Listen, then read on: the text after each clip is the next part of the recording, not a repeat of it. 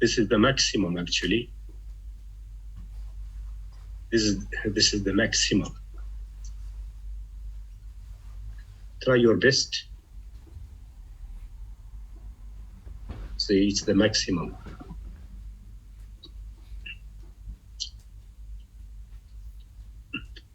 Anyway, we'll try it. So go to page 55, section 1, page 55.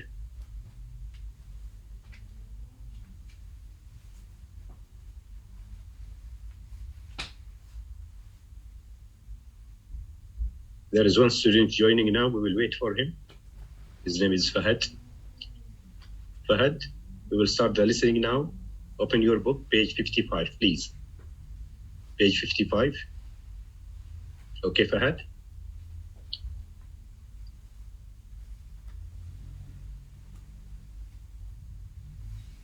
Try to put the headset on your ears. The headset on your ears. Okay, let's start. Test practice. Section 1. Hear a telephone conversation in which a student is inquiring about the cost of accommodation. First, you have some time to explain that one by one, Usul, one by one.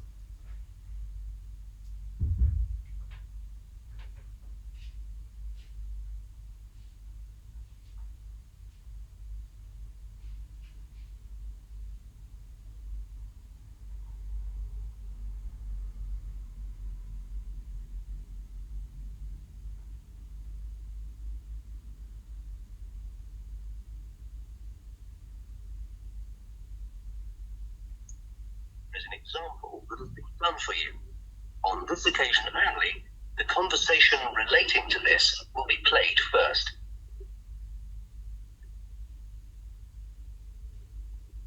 Good morning, East Coast backpackers. Oh, hi. I'd like some information, please. Yes, sure. How much does it cost to stay at your hostel? Well, if you stay in the bunkhouse, it's $5.90 a night. That's sharing with 5 other people. The cost of the bunkhouse is $5.90 a night, so $5.90 has been written in the space. Now we shall begin. You should answer the questions as you listen, because you will not hear the recording a second time. Listen carefully and answer questions 1 to 6.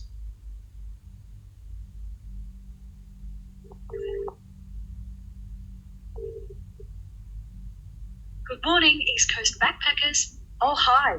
I'd like some information, please. Yes, sure. How much does it cost to stay at your hostel? Well, if you stay in the bunkhouse, it's $5.90 a night. That's sharing with 5 other people. Right. Do you have anything else? We didn't really want to share with that many people. Sure.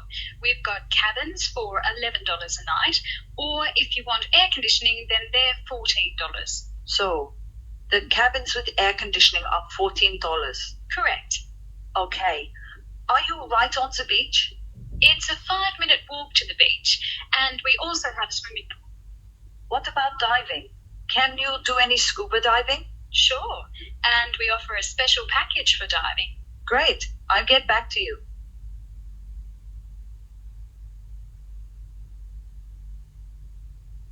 Hello, Emu Park Hostel. Oh, hi. I'm just inquiring about the cost of staying at your hostel. Well, we've got a number of levels of accommodation. If you share with up to 5 others, it'll cost you $5 a night or $30 a week. Do you have any individual rooms? Yeah, we do. We've got rooms overlooking the beach with their own bathroom. How much are the rooms with the bathroom? $30 a night, but we're booked out for the rest of the month. Oh, I see. And is it possible to scuba dive? I mean, are there any diving facilities? Not here, I'm afraid, but it's great for fishing. Okay, not too keen on fishing, thanks. I might leave it then. Before you hear the rest of the conversation, you have some time to look at questions 7 to 10.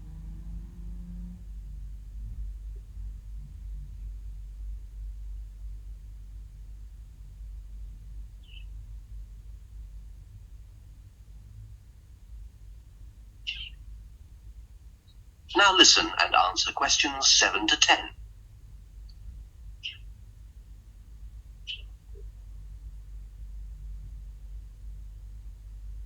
Hello, East Coast backpackers. Oh, hi. It's Sabina Toma here again. I called you earlier. Oh, yes, I remember. I'd like to make a reservation, if that's possible, for the bunkhouse. Fine. What dates were you looking at? Well, from today, if possible, for about a week. Oh, okay. Well, you're in luck because some people have just left this morning. Can you give me the exact address, please? Okay. Well, it's the Backpackers Hostel, Shute Harbour Road. That's SHUTE and another word, harbour, which is spelt HARBOUR. Shute Harbour Road. Okay, got it. And how do we get there from the town? We'll be arriving by coach. Well, you'll need to take a local bus. Catch the number 25 to the beach. It will have the words Golden Sands on the front of the bus. Right. Let me just write that down. Golden Sands. Just ask for the Backpackers Hostel. But it's only about 2 kilometres from the centre of town, so you could walk it. I think we'll get the bus. Oh, and one last thing. Do you have access to the internet? Yes. We've got a little internet cafe here with 5 computers, so you can send and receive emails. And how much does it cost to use the computers? That'll cost you $4 an hour. And we serve great coffee too. So, is there a little shop where we can buy things? Yes, we sell a few essential things, soap and toothpaste, that sort of thing. Thanks. That sounds perfect. We'll see you this evening. Right, Sabina. That is the end of section 1. You now have half a minute to check your answers.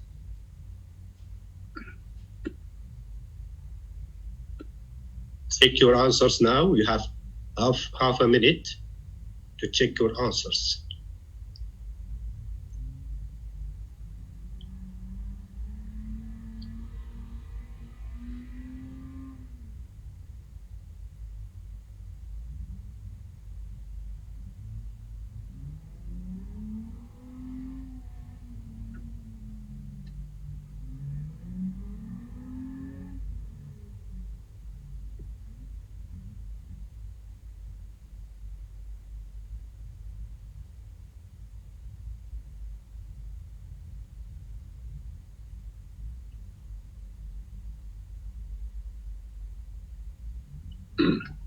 Okay.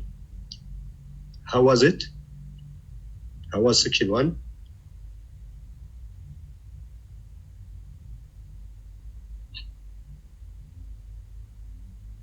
Yeah, it's the easiest one. It's the easiest one. Okay, now we'll move to section 2. Now, that's the global bit. But what about the local section? Well, Unit 9, the driving force. IELTS test practice. Section 2. You will hear an extract from a talk about cars. First, you have some time to look at questions 1 to 5.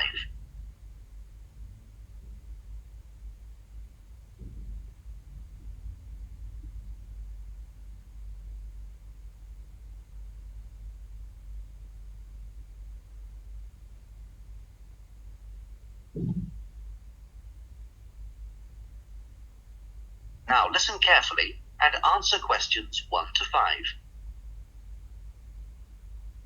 Today, many people own a car, and cars have become a common sight around the world. But how did all this come about? In our report today, Jeremy Pemberton gives us a brief history of the motor car.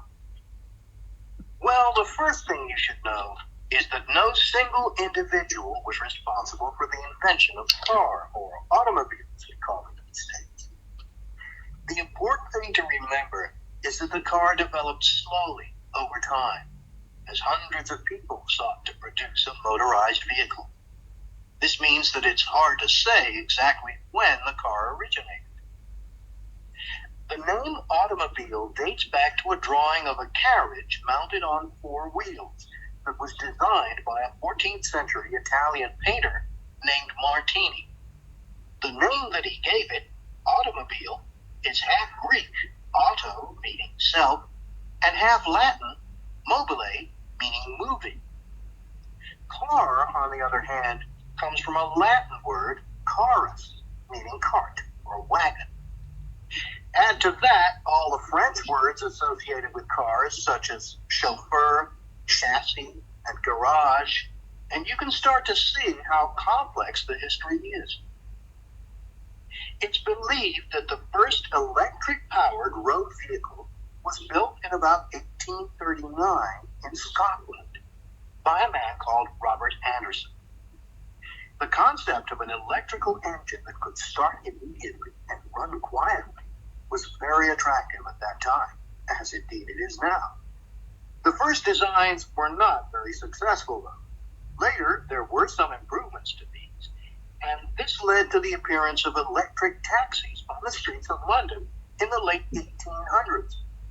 But they too didn't last long, because electric batteries were still heavy, unreliable, and needed recharging after a short run. It's odd to think that we're just going back to solving some of these problems now.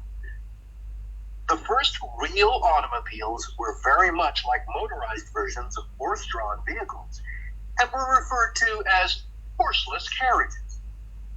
However, there is a much stronger link between cars and bicycles. Many pioneers in the car world were people who were experienced in manufacturing bicycles. In fact, the best place to buy a really fine car in the early 1900s was at the local bicycle shop. Before you hear the rest of the talk, you have some time to look at questions 6 to 10.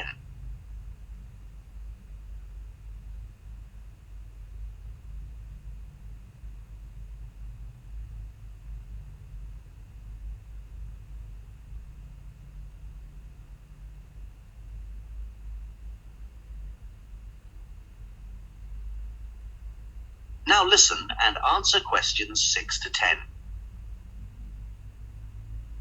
There is a common belief that the car is an American invention.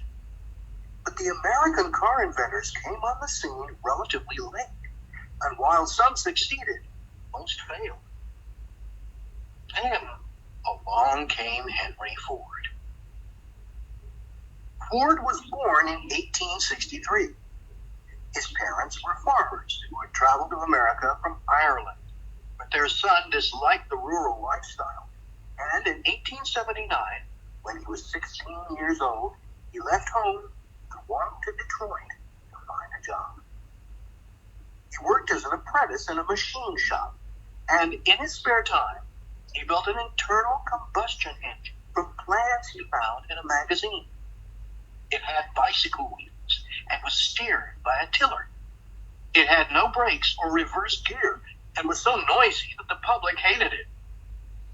Some years later, in 1896, he built his first vehicle that was bigger, more powerful, and much faster.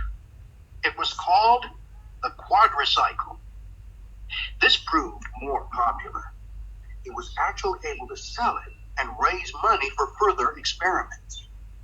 During the next several years, Ford continued to refine his passenger vehicles. Finally, in 1903, he produced an automobile he was ready to market, and so he formed the Ford Motor Company. Ford first brought out the Model A, a small car with an 8-horsepower engine, which sold for $850. The next year, the Model B Ford was added, which sold for $2,000. In 1906, Ford added the Model K, which Ford lost money on because it was big and expensive.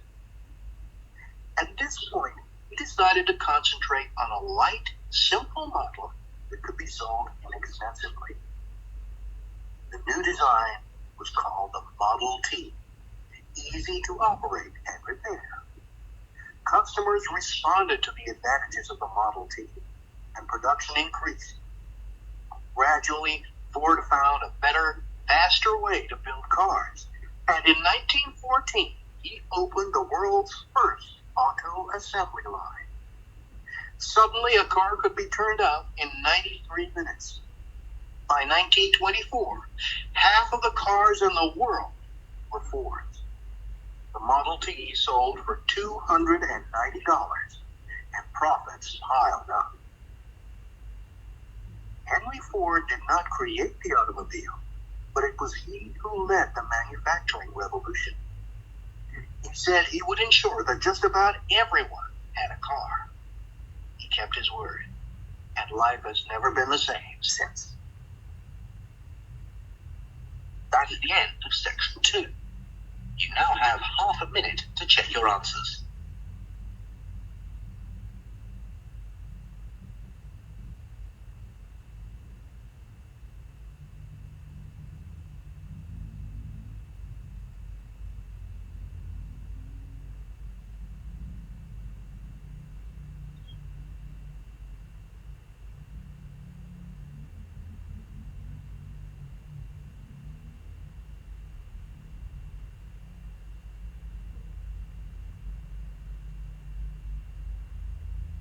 Okay, how was it?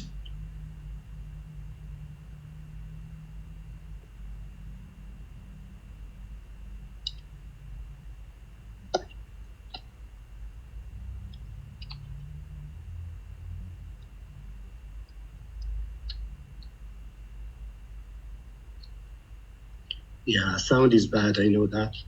For that reason, I will add 1 mark to every student, one band to every student, inshallah. Step up to iLtS. And the listening after we finish. Published by this recording is copyrighted. Unit 10. Unit 11. Unit 12. Down to Earth. Unit 11. IELTS speaking test model. Part Unit 12. Unit 12. Unit 12. Unit 12. Unit 12. Unit 12. Unit 12. IELTS test practice. Section 3. You will hear 2 people discussing the life of an artist. First, you have some time to look at Okay, listen. 1 to 6.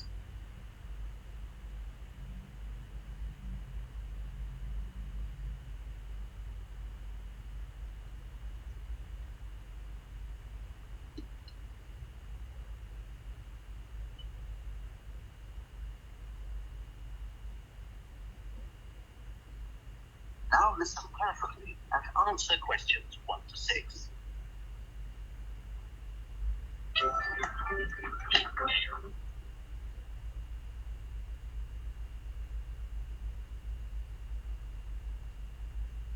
Good evening and welcome to this week's edition of Radio Art Club. With us in the studio is Martin Wade, who is an art dealer, and he's here to talk to us about a man called John Gould. Welcome, Martin. Good evening. John Gould, if I'm right, was known as the Birdman, but who was he really? Well, Gould was a man of many parts. I suppose that first and foremost he was an artist, but he also had a keen eye for business, so we could also call him a businessman. And as well as that, he was a scientist. He studied birds, didn't he? Yes, that's correct. Right. So we've got an artist, a businessman, and a scientist all rolled into one. And why is he famous? Well, predominantly because he produced the greatest collection of drawings of Australian birds ever. Can you tell us about his life? What kind of a man was he? Now let's see. He was born in England in 1804, and he lived for 76 years, so he had a comparatively long and productive life. He had no formal education, and when he was a young man in the 1820s, he worked as a gardener in Kew Gardens in London. And then, because of his interest in animals, he was made curator of a museum. In fact, the Zoological Museum in London. Right. So he had quite a few interests. Absolutely. He and his wife together, they were both very interested in the discovery of new species of animals. So when did he visit Australia? Well, in 1838, Gould and his wife and their eldest son sailed from England, leaving their 3 youngest children behind with the grandparents. gracious. They travelled around extensively, and although they were only there for 2 years, Gould discovered many new species, and he also named them. Yes, he played a significant role, didn't he? The family returned to England in August 1840 and took with them hundreds of specimens of animals for their great work, which was still to be produced. In fact, it took them 8 years to produce the full work, which was completed in 1848 and published under the simple name of Birds of Australia. Before you hear the rest of the conversation, you have some time to look at questions 7 to 10.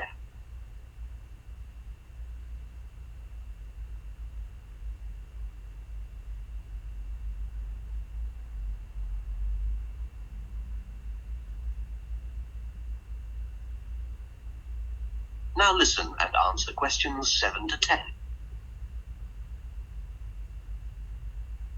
Now, tell us about the drawings themselves. What process did he use to produce the prints of his drawings? He used a process known as lithography. Why did he choose this in particular? He chose it because he felt it was the best method he could use to accurately reproduce the fur and feathers of the animals. I see. Can you tell us briefly what it involved? Yes, sir. Well, first of all, the drawing was made onto a flat slab of limestone. In order to do this, he used a wax crayon. You don't need any technical skill to do this, other than an ability to draw. Which John Gould obviously had. Yes, that's right. Then, when he'd done the first drawing, he wet the stone and applied the ink. Where the stone was wet, the ink didn't stick. That's how he got the outline.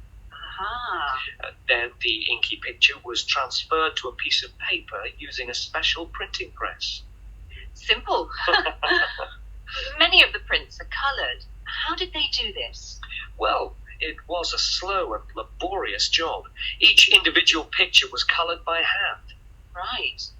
That must have taken some patience, and I suppose that's why the result is so incredible. Yes. And how many prints did he produce? We think he produced about 250 of each, but there's no way of telling how many have survived the 150 years that have passed since then. Which is why the few examples that we have are so valuable, especially as many of the animals he drew are now extinct. That's absolutely fascinating. Thank you so much for joining us this evening. Pleasure. That is the end of section 3. You now have half a minute to check your answers.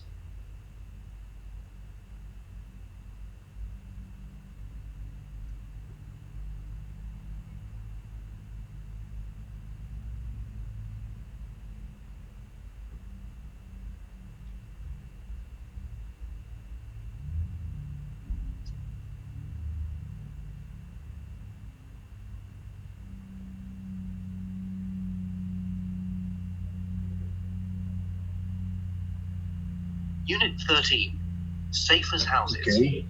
How was section 3? How was section 3?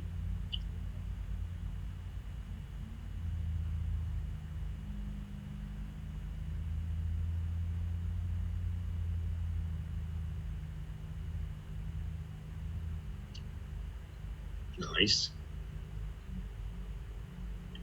Now we move to section 4. Section 4, questions 1 to 6. Unit 13, set up to IELTS listening. Section 4, questions. Unit 4.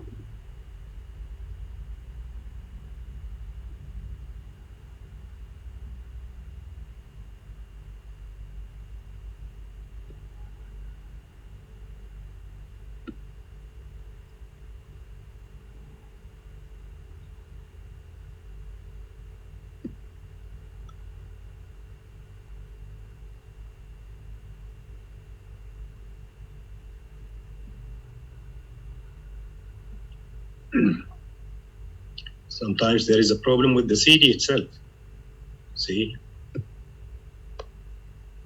It doesn't shift from one flip to another.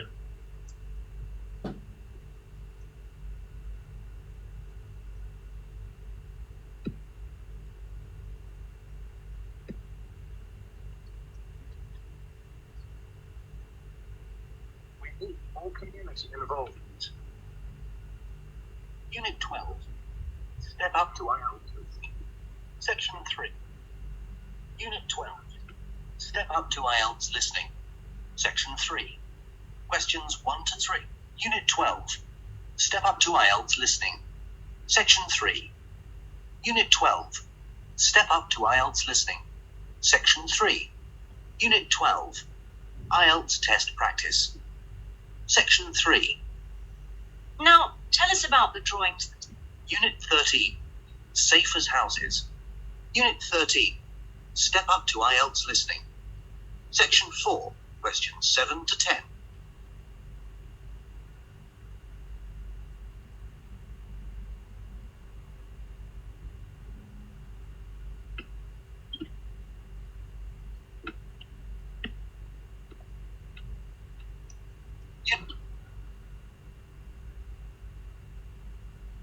Is getting interrupted.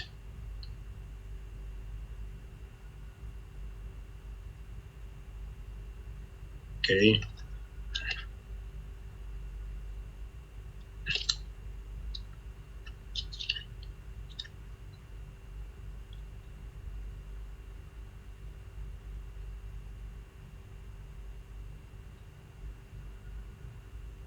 Step Up to IELTS by Professor Jakeman and Claire McDowell. Published by Cambridge University Press. This recording is copyrighted. CD 2. Unit 10. Unit 11.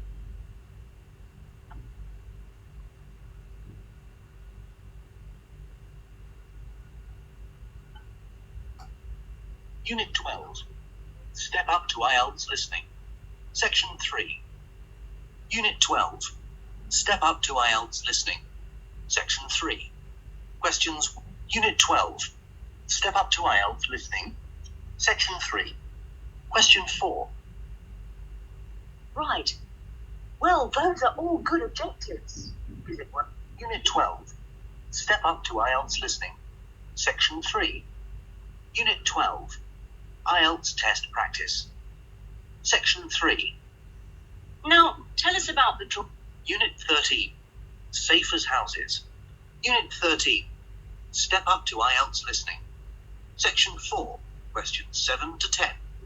Unit 40. On the face of it. Listening. Exercise 1. Unit 14. Unit 14. Unit 14. Unit 15. B. C. D. E. Unit 15. IELTS test practice. Section 4. You will hear a talk given by a software engineer. Okay, this one. Listen carefully. First,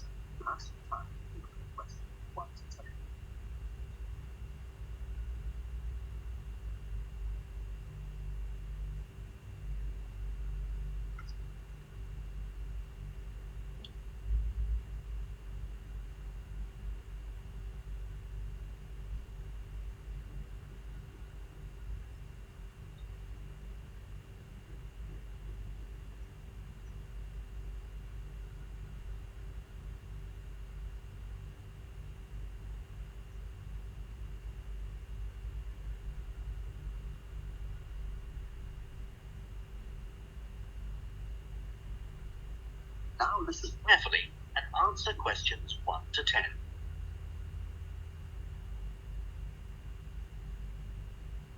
Good morning, everyone.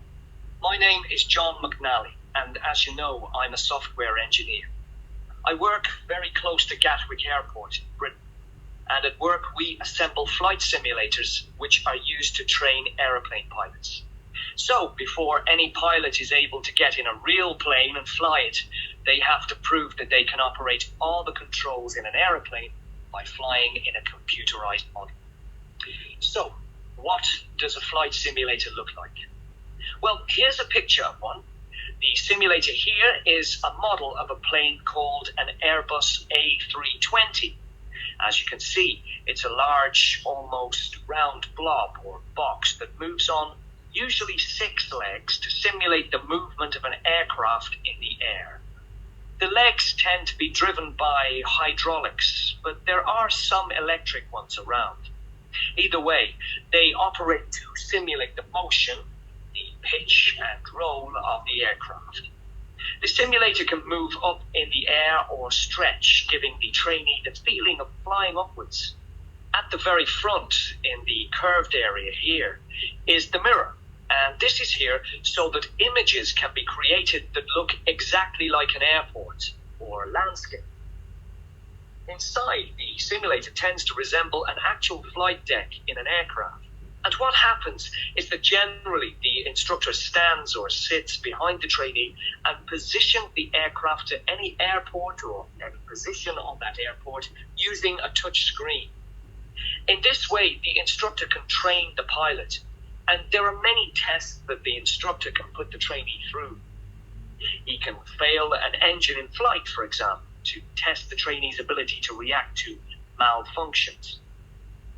How does it do this? Well, the simulator contains many computers, most of which have to communicate with each other. That's my job. And I work with many other software experts on this. We work in teams which vary in size, and each team has a specialist area. But all the systems need to know what the other is doing. If the instructor wants to simulate a storm, for example, the flight experts need to know the strength of the winds and if there is any turbulence. At the same time, the navigation people need to know where the storm is, how far away, and place it on the pilot's navigation screen. And the engine experts need their information to ensure a safe passage. In fact, landing an aircraft in rough weather is one of the most difficult things to do. And I've seen some very pale people step out of simulators in my time here. It can get very stormy in there. But trainees don't get into a simulator straight away. There are many different devices used in the training process, and this starts on a very simple level. One of the first things a trainee must know is how to input data into the flight management computer. The pilot on an aircraft enters information such as current airport, destination airport, as well as his route and other things such as the amount of fuel and aircraft weight. This procedure can be learned on a PC. Next, he may need to learn to manage the controls, for example, using the joystick to move up or down or left or right. He gets the feel of these controls and how they impact on the instruments. This can be learned on a fixed base simulator. That's one that doesn't move. Finally, he needs to take off, land and fly in the air during turbulence, etc. So for that, he needs a full flight simulator with motion. Trainee pilots vary in age and ability, and so the length of time it takes to train them also varies. Once a pilot has qualified on the simulator, they are entitled to fly an aircraft, but they are only called a first officer at this stage and must fly under an experienced captain, unless they are an experienced pilot who is simply retraining to fly a different aircraft type. That is the end of section 4. You now have half a minute to check your answers.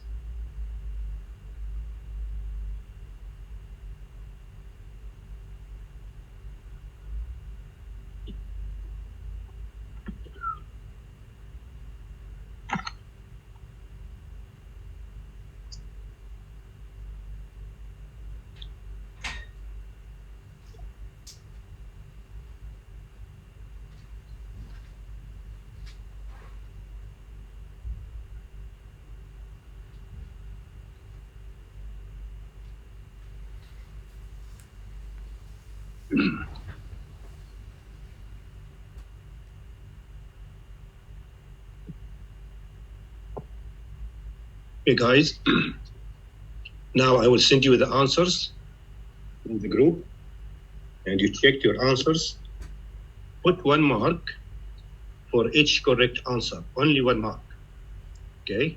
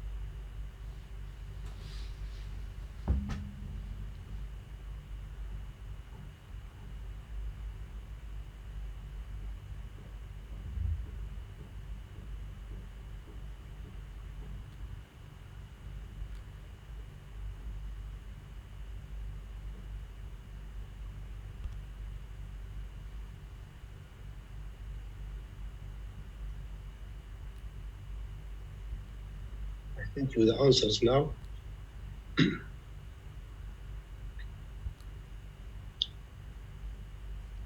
You can see words between brackets. الكلمات اللي بين الأقواس. If you write them or not, it's correct. If you write them or not, it's correct. But be careful about your spelling. If there is one letter wrong, you just put 0. After you finish, you can put your mark in the chatting here. Then I will convert it into band.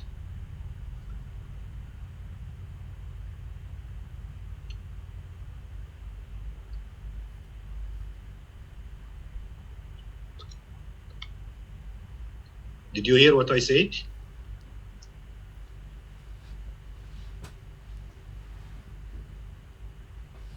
Okay. Now check your answers and see how many marks you got out of 40. Take your time. Take your time. Don't be in a hurry. I'll just go to clean my nose a little bit.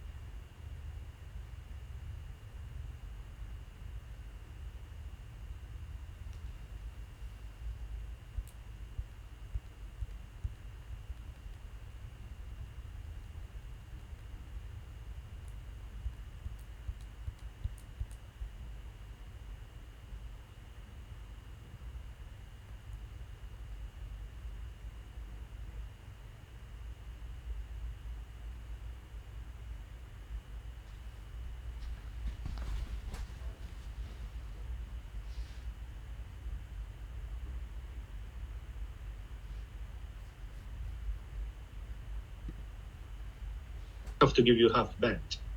Just to be reasonable.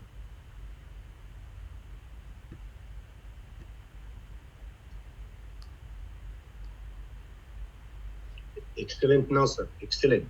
So this is the listening. 34 is here. That is 7.5. Plus 0.5 is 8.5, Nasser. 8.5. Huriya also. Sorry, it's 8. I think it's enough to give you half band, right? It's enough to give you half band. Just to be reasonable. ما تطمع واجد بعد. Huriya also 8, band 8. Very good. It's really excellent. This is band 8. Okay, 15.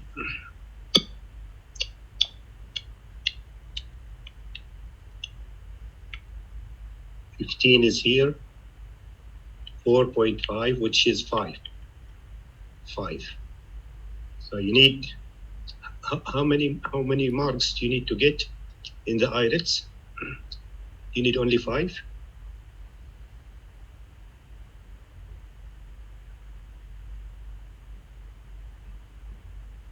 Khalifa, 35. Excellent, Khalifa. That is 35 is here. That is band 9. Band 9 خليفة. Great. عليك ذبيحة اليوم خليفة للعشاء إن شاء الله. أوكي. صور لنا إياها على الواتساب وكفينا إن شاء الله. That is great خليفة. So your mark is 8.5. So if I give you 0.5, that would be 9. 18. Ritaj. 18. That is 6. Very good, Ritaj. Muhammad Salim, 23. That is 6, which is 6.5. Very good, Muhammad. Very good. You are doing a great job. Iba, 32. 32 is 8 plus, sorry, it's 7.5 plus 0.5 is 8. Excellent, Iba. Excellent. Rawan, 30. That is 7. So it will be 7.5. Excellent, Rawan. Al-Zahra, 33. It will be here. 7.5, which is 8. Excellent, Zahra. MashaAllah.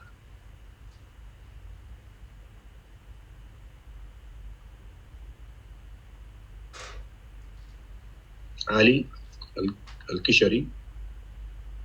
That is 6.5, Ali. Very good, Ali.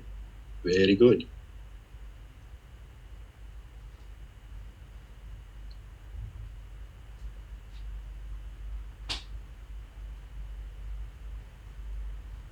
Please, it should be with correct spelling. With correct spelling. Those who have spelling mistakes, they can see and compare if they have the right spelling, how much they will get. So they should improve their spelling.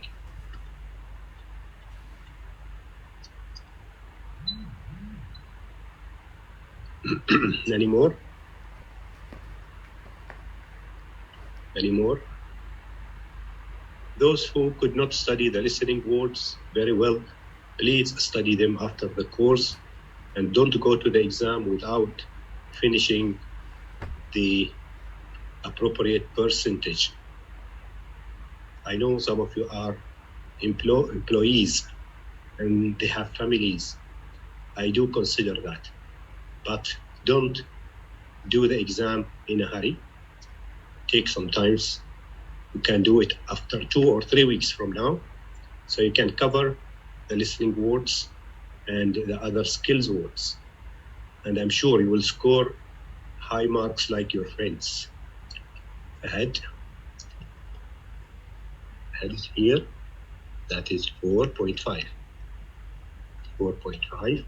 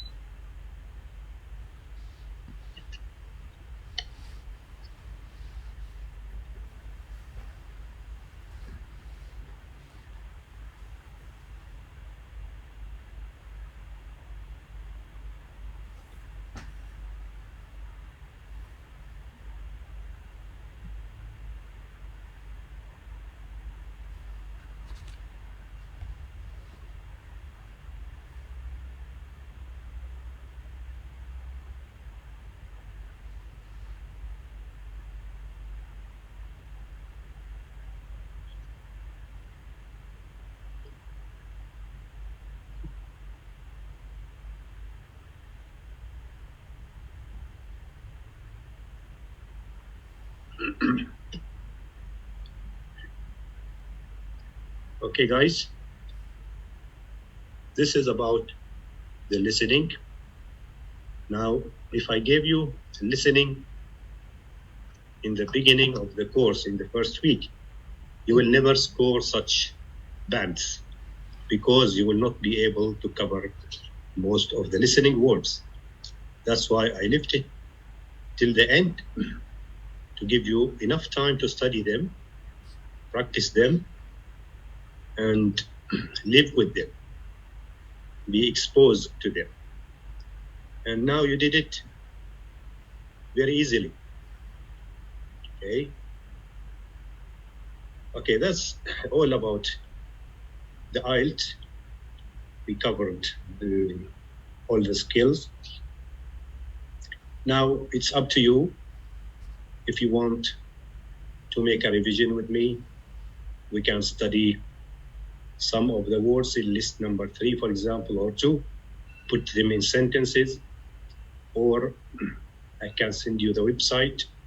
You can do another listening test, or if you want to stop the class, it's up to you. But there is still time to discuss any questions.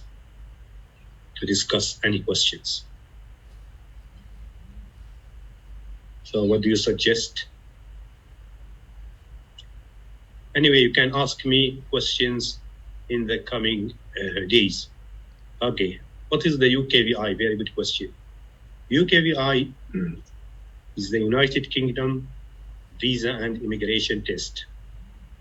This test is the same test that we are doing in this course, and it's the same as the normal test. There is no difference. The difference is in the form that you will fill in the institute. If you are sure you will go to British universities to study, you must do you must choose the UKVI test. It costs about 95 riyals, I think. But it's the same as the normal IELTS. But it's needed for British universities to fill in the form of visa and immigration. V means visa, I means immigration. Okay? And this is accepted also in other countries. If you will not get a chance or a scholarship to study in UK, you can use the UKVI in any other country in the world. No need to do the normal one again. The normal academic, I mean. So both are academic.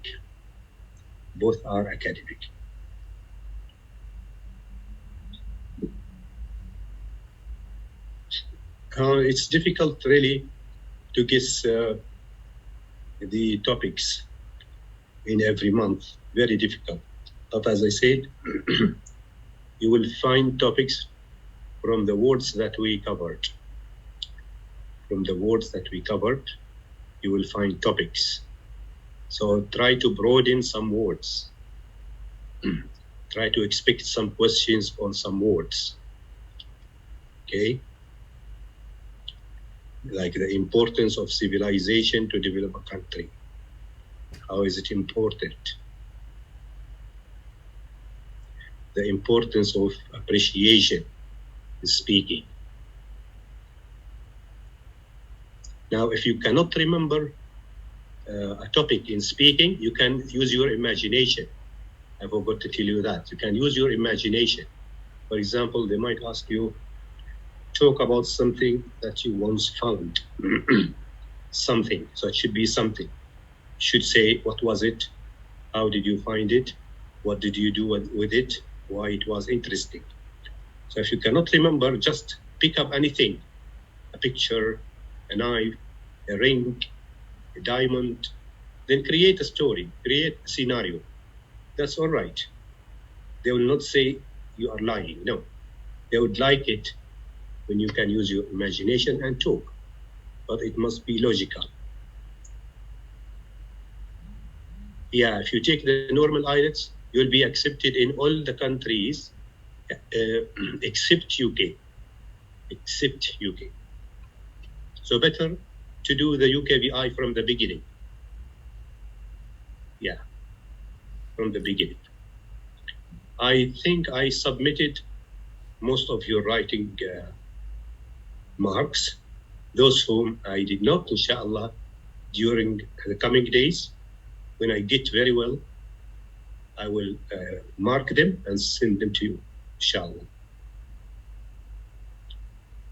You can ask me questions after the course till you do the test. No problem. No problem at all. And then when you do the test and get your results, let me know about your result. I need to know that also. So I will show the results to other students to learn from you, from your experience, if you don't mind.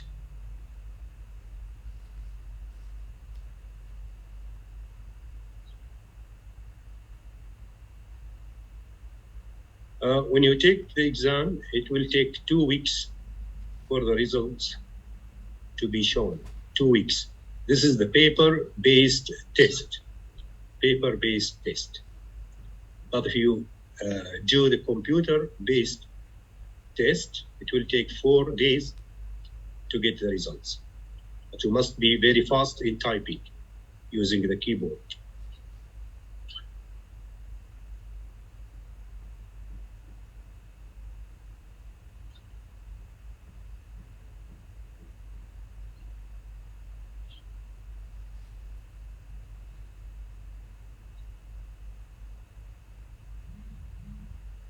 So as I told you, look at these words, try to see which words can be topics. The importance of criminology, for example. Why it is important to study criminology. Okay, you talk about the reasons. Give reasons. So some words will be topics in the exam. Some words will be topics. Addiction, we saw that yesterday in the reading.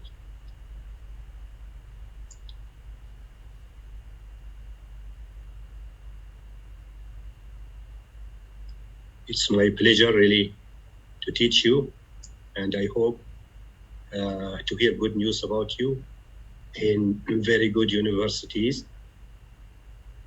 Okay, the exam will be given in order. First, they will give you the listening only. When you finish the listening, they will take the papers, then they will give you the reading. After you finish the reading, they will take the papers, then they will give you the writing. They will not give you all the papers at the same time.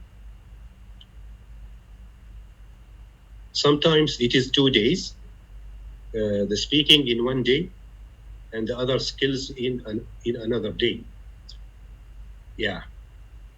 Mostly the test is on Saturdays. Saturdays in the morning. You should choose the place which is close to your house. Close to your house. So to have less worry when you go, to have less worry and less stress.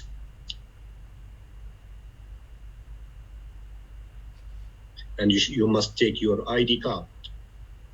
To book for the exam, you must book earlier, like 2 weeks or 3 weeks early before the exam, because in summer, the seats will be finished very fast. So you should book from now. I sent you the calendar of the test. So you choose which date you would like, then see when is the result. It's in front of the date of the test. And then see when it is needed from you to submit it for Ministry of Higher Education, I think.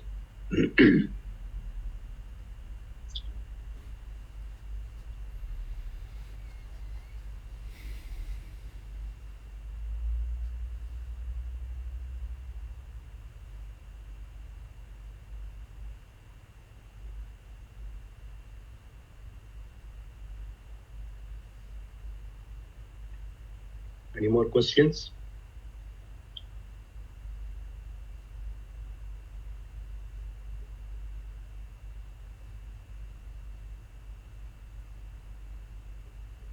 You want to do something in the... rest of time. Yeah, we are done with everything, alhamdulillah. I always make the course hours longer than needed in case we need to stop sometimes to talk or to discuss something. But we are done with everything, alhamdulillah. Now I will send you a website, just a minute. This website has a lot of practice tests with answers. Try to do one test in or 2 tests per week. 2 tests per week. Okay. And better to print the papers out.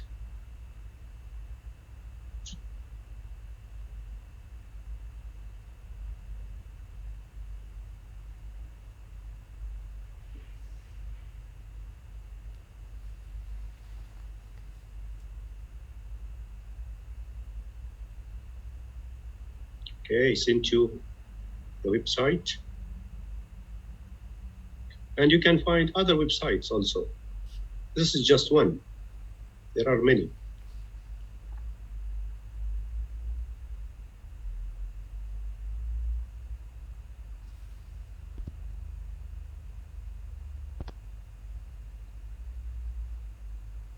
Okay.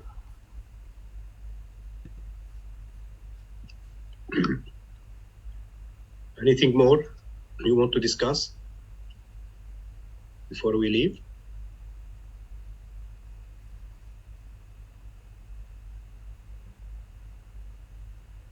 Check if there are questions.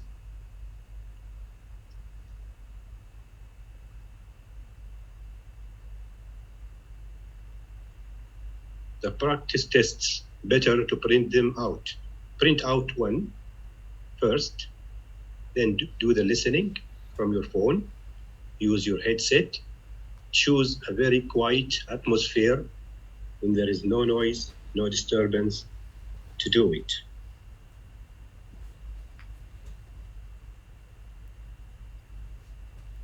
Is everything clear?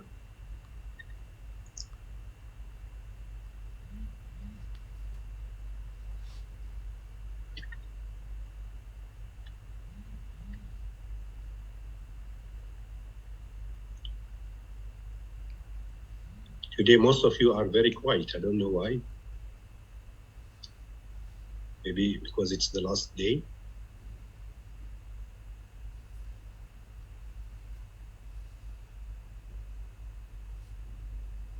So those who they are sad. I'm sorry for that. Sad because of the end of the course. I'm also sad to leave you, but as I said, we will be in touch, inshallah, through the WhatsApp. If there is any question or if you need any help, feel free to contact me anytime.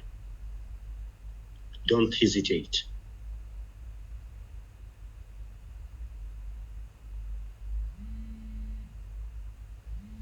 Yeah, I know the listening was not very clear. Yeah, it happens because of technical problems. But inshallah, I will do better from the website.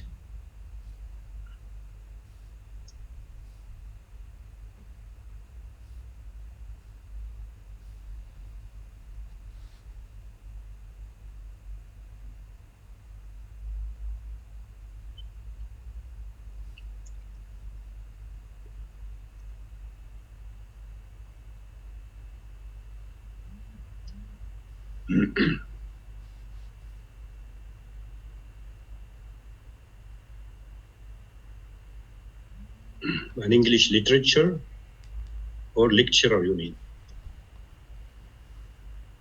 I think you mean lecturer, right?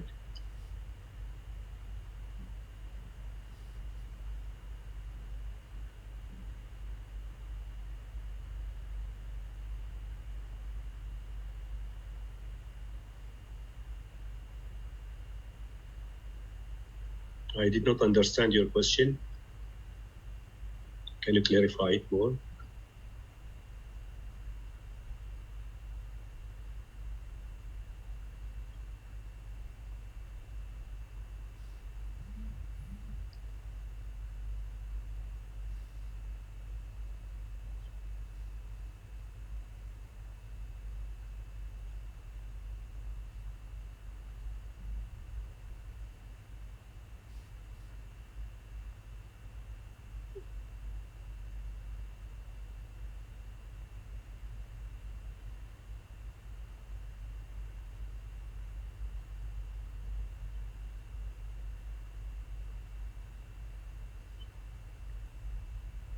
Yes, guys? Those who have no questions and they want to leave, they can leave. Those who still have questions, they can think and ask.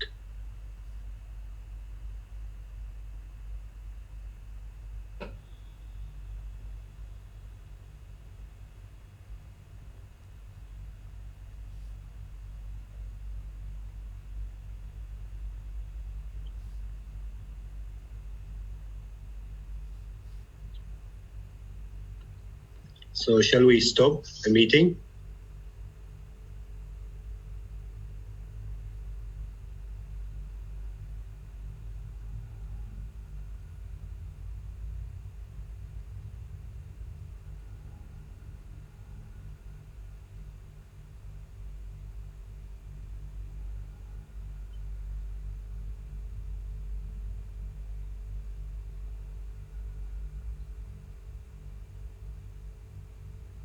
Okay, some students are leaving.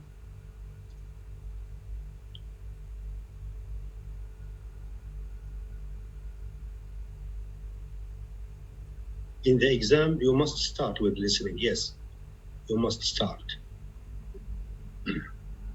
You cannot choose any skill. This is the order: listening, reading, writing, and speaking. But when you reach the reading, you can, but it's better to start with task 2 than task 1, as I explained before, because it is worth more marks when you come to the writing.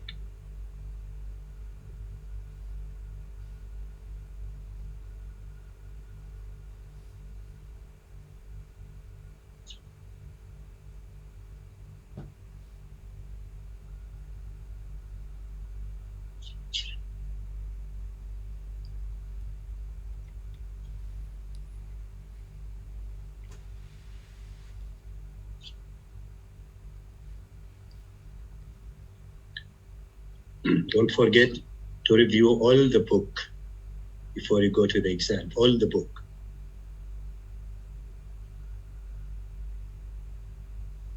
Also, I sent you a website that includes a lot of speaking topics with model answers, with important vocabulary.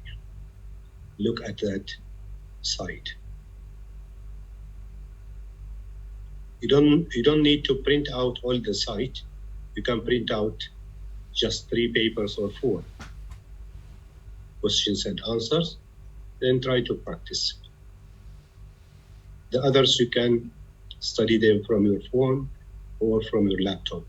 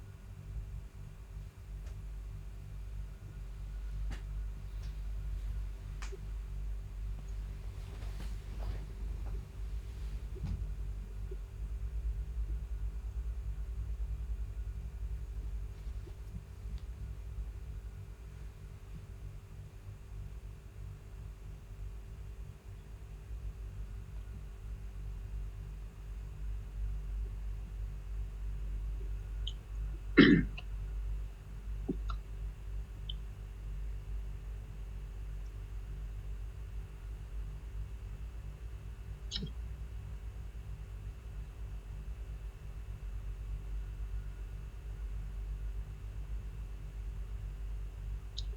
at night, I will send you the recording, inshallah, after I get it from my friend, Mr. Anwar, from Oman Academy.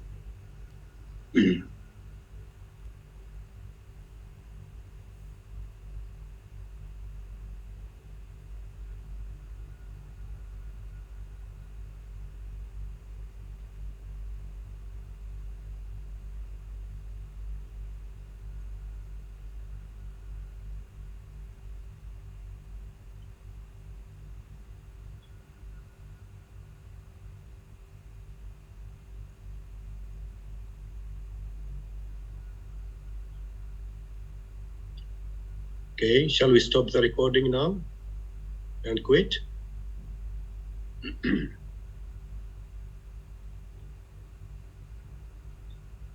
If you don't have any more questions.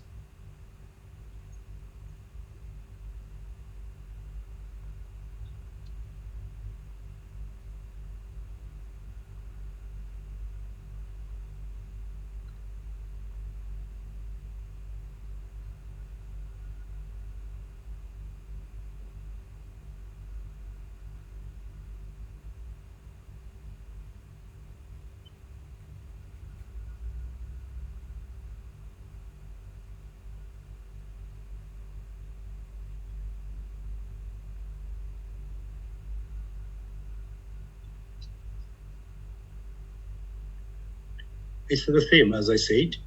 The UKVI and the academic are the same. It's the same test, only the cover paper is different. The form, because in the UKVI, you will write some information for the visa and immigration in a form, and in the academic one, you will not do that. But the content is the same. There is no difference at all.